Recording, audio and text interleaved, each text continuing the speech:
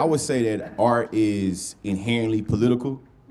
And a lot of times when we start thinking about artistic expressions, a lot of times they are separated from humanity. And I would argue that art is always attached to humanity. And I think when we start talking about power, it's the reason why so much art is dictated by systems because of how it's able to give life into different humanities. So I think about right now, I would say we're going through a digital renaissance.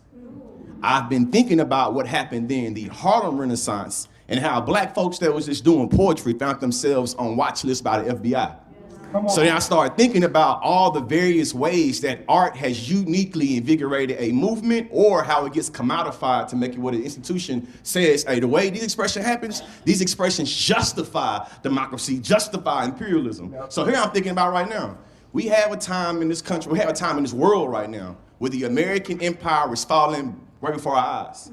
I would argue that the biggest transport black culture, or the biggest export black culture, has been used in many different instances to suture through a soft power American hegemony. I.e., look at how we let these niggas be free.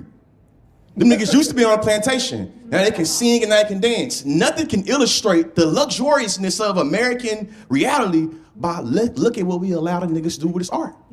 So for me, I started thinking like this in terms of definitions. It's like, if I'm being philosophical, if the art is capturing the reality that we live in spite of the institution, that's art.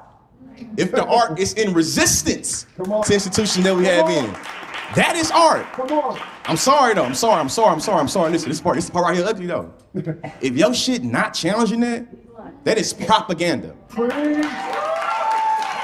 And the last thing I say on this, the last thing I say on this is that social media is forcing us to increase our literacy, our ability to read and write power. And right now, social media has become a tool for white supremacy and imperialism to commodify cultural expressions.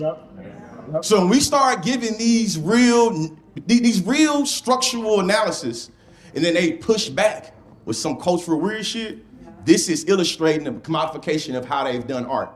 So now you start thinking about how particular artists and artistic expressions are seen with certain legitimacy, and others seen as inherently being illegitimate.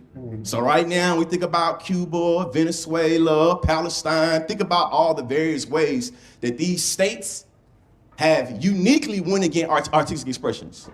Like we know that Israel was going after the artists, Palestinian artists. We know that on the plantation, if you had the ability to do something artistically, if they couldn't fold that shit in for the goodness of the master, it was bad. So just thinking moving forward in terms of culture, how is your art that you expressing, how does it challenge the system? Or does it not challenge the system at all? And then the last thing, is that when we think about the value of art, we should be contextualizing that on who is the art kind of empowering, and then understand this.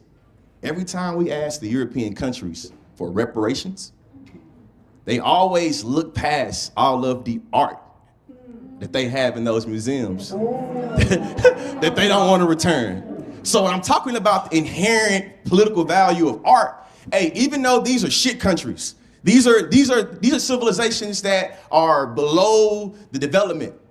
But that goddamn art got so much value into it, no matter how dehumanized you do the people in their reality, you still see the value in their art. And that's just something for us to sit with.